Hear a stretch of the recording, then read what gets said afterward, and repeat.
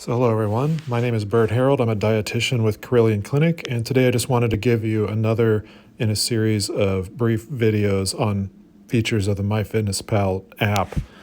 So today I just wanted to give you some information on how to change your goals. So this is the first screen that you're going to see usually when you launch the tool. It's the dashboard. It's always kind of our starting place. I'd like you to click on the More button. It's on the very bottom right. It says more ... and that's going to bring up this menu. And there's a lot of things here in this menu that you should explore and kind of become familiar with as you use the tool. I would just recommend poking around and looking at some of the different features. Some of these, admittedly, I've never tried. There's new features that are being added periodically. But if you just kind of scroll, and you'll see here kind of in the middle of the screen, it says goals. It looks like a little bulletin, not bulletin, a little bullseye, like archery bullseye, says goals. Click on that, and then what you're going to get is the goals screen. So one of the things that a lot of people ask me is, well, it put in this calorie goal. It's not the one that you and I talked about in the office, and I don't know how to change it. So kind of right in the middle of the screen there, it says nutrition goals. Just below that, it says calorie, carbs, protein, and fat goals. Go ahead and click on that. There's kind of the little right arrow symbol, and it's going to bring you up to the calories, carbs, protein, and fat page.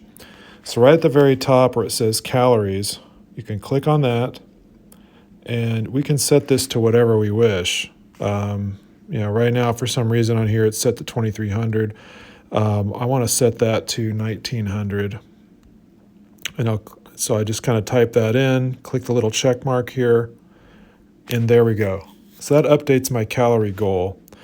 You can also change some of these other goals. If, let's say, I wanted to change my protein, my fat, or my carb percentages, you can shift those around.